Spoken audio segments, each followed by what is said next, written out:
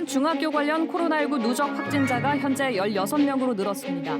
백신 접종률이 낮은 경남 지역 청소년들에 대한 보완 대책이 시급해졌습니다.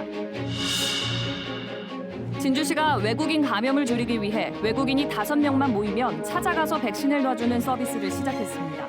미등록 외국인도 접종할 수 있습니다. 원칙과 절차를 무시한 채 진행된 합천 일회공원 명칭을 놓고 극한 대립이 이어지고 있습니다. 오랜 갈등의 해법은 없는지 집중 점검합니다.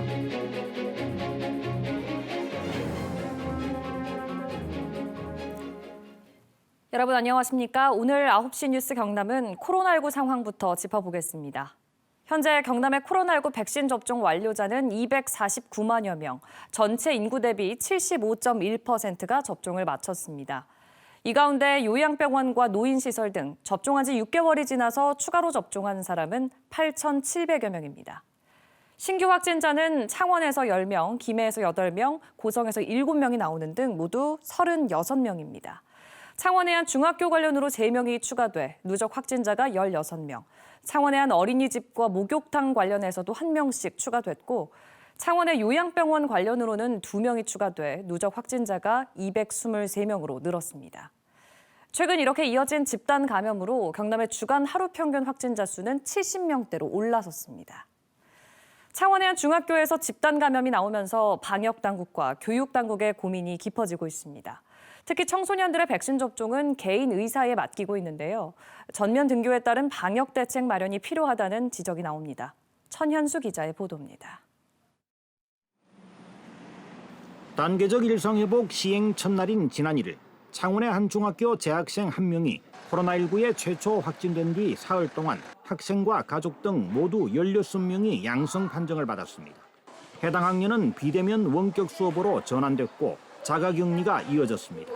전면 등교가 진행되고 있는 경남에서는 지난달부터 고등학생인 16살에서 17살 청소년 백신 접종이 진행되고 있지만 접종률은 낮습니다. 경남의 대상자 6만 1,000명 가운데 신청자는 60%인 3만 6천여 명으로 접종률 44%입니다. 친구들이 고민 많이 하는 것 같아요.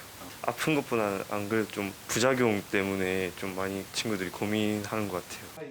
12살에서 15살은 경남의 대상자 12만 9천 명 가운데 23%인 3만여 명이 신청했고 접종은 800명으로 미미한 수준에 그치고 있습니다.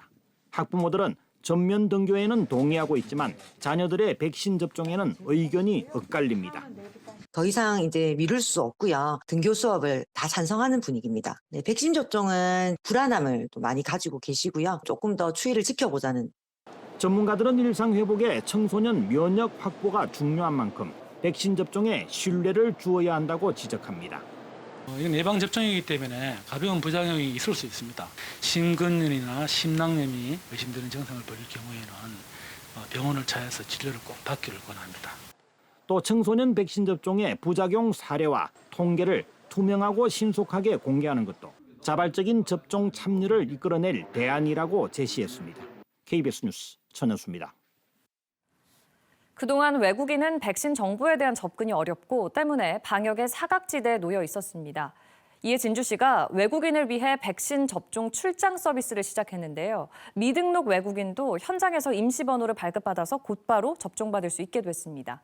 외국인 5명 이상 모인 곳이면 어디든지 찾아가 백신 접종을 해줍니다. 박상현 기자입니다. 코로나19 백신 접종 문진표를 작성하고 의사의 예진을 거쳐 백신 접종을 받을 수 있는 이곳은 예방접종센터도 병원도 아닙니다. 접종자들이 다니는 학교입니다. 진주시가 백신 접종률을 높이기 위해 외국인이 5명 이상 모이면 직접 현장을 방문하는 출장 접종을 시작했습니다. 학교에서 선생님에게 예약할 수 있는데 의원에서 정화도 필요하고 예약도 필요해요. 버스도 타야 되는데 학교에서 그냥 걸어서 왔대요. 현재 등록 외국인은 내국인과 마찬가지로 예약 없이 바로 백신 접종을 받을 수 있지만 미등록 외국인은 먼저 보건소에서 임시 번호를 발급받아야 해 접종 과정이 매우 번거롭습니다. 하지만 출장 접종은 현장에서 임시번호 발급과 접종이 한꺼번에 이루어져 편리합니다. 진주시는 단계적 일상 회복이 안착되려면 백신 접종률 높이기가 필수라며 적극적인 출장 접종 신청을 당부했습니다. 일단 접종을 하시면 접종을 안 했을 때보다 코로나 걸렸을 때 위중증이나 이런 사망에 이르는 여러 가지 케이스에서 좀 더 확률들이 낮아질 수 있기 때문에 현재 경상남도 등록 외국인의 백신 접종 완료율은 62% 수준으로 내국인보다 10%포인트가량 낮은 것으로 집계되고 있습니다. KBS 뉴스 박상현입니다. 합천구는 새천년 생명의 숲을 일회공원으로 바꿀 당시 전국적인 관광지로 만들기 위해서라고 내세웠는데요. 14년이 지난 지금 관광객 유인은커녕 부정적인 인식을 준다는 지적이 나오고 있습니다.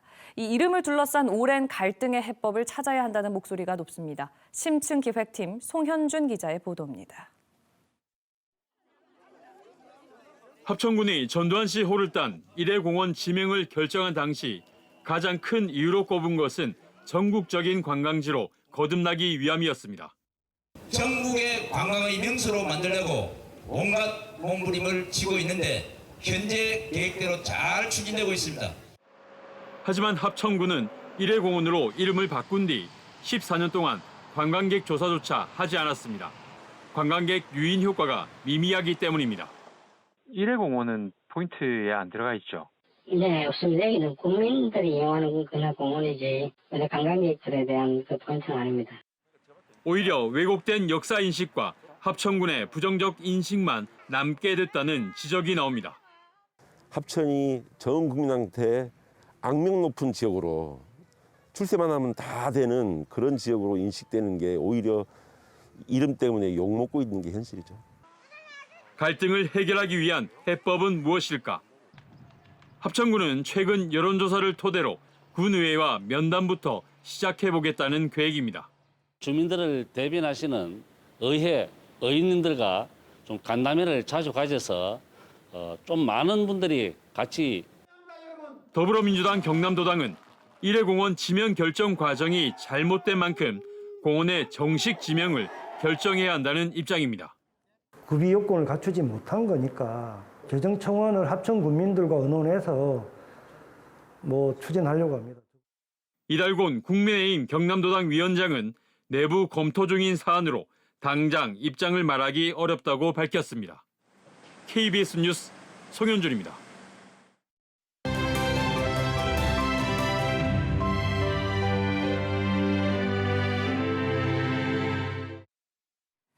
네, 경남 수소산업의 현 주소를 짚어보는 기획보도 순서입니다. 정부가 처음으로 선정한 수소 전문 기업 11곳 가운데 경남에서는 3개 업체가 포함될 정도로 지역 기업들이 기술력을 인정받고 있습니다. 오종우 기자가 취재했습니다. 도시가스에서 추출한 수소를 산소와 반응시켜 전기와 열을 생산하는 건물용 연료전지 제조업체입니다. 수소 연료전지를 세계 2번째로 국산 잠수함에 탑재한 데 이어 무인 잠수정용 연료 전지까지 도전하고 있습니다. 또 향후 시장이 커질 선박용 연료 전지 개발에도 힘을 쏟고 있습니다.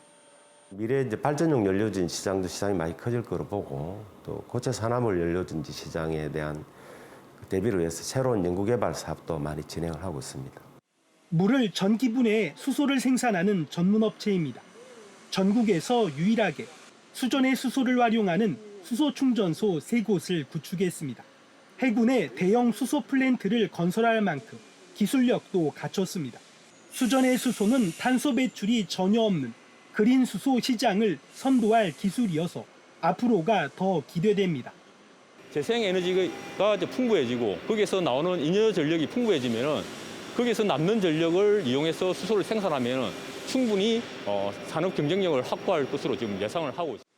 산업통상자원부가 처음으로 선정한 전국 수소 전문 기업 11곳 가운데 경남에서는 연료 전지 분야에서 범한 퓨얼셀과 하이에어 코리아가, 충전 분야에서는 EM솔루션이 포함됐습니다.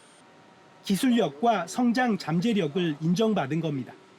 경상남도는 수소 생산부터 활용까지 모든 주기에 필요한 소재 부품과 기계 설비 분야의 기업과 연구기관을 집적화해 수소산업 기술 경쟁력을 높일 계획입니다. KBS 뉴스 오종우입니다.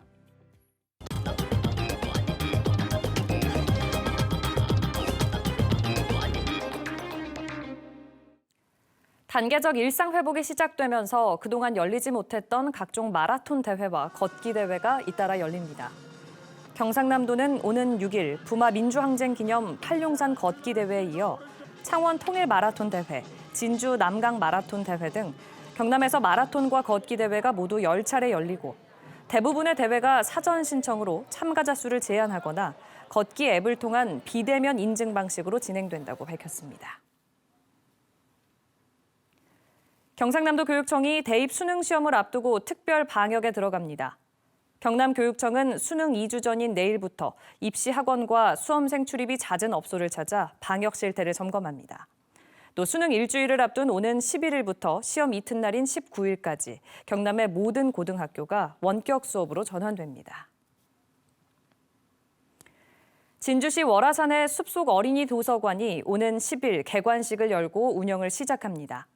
숲속 어린이 도서관은 어린이들이 숲이나 책과 자연스럽게 친해지는 계기를 만들기 위해 마련됐으며 2층 규모의 책 12,000여 권을 갖추고 책 읽고 숲속 산책하기 등 도서관 체험 프로그램도 함께 운영합니다. 경상남도가 도시 경쟁력 강화를 위해 자체 도시철도망 구축 계획을 세워 오늘 공청회를 열었습니다.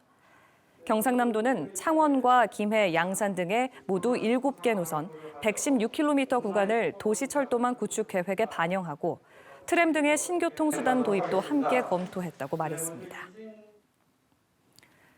내년 1월 13일 창원과 경기도 수원, 고양, 용인시의 특례시 출범을 앞두고 권한 확보를 위한 간담회가 오늘 서울 여의도에서 열렸습니다.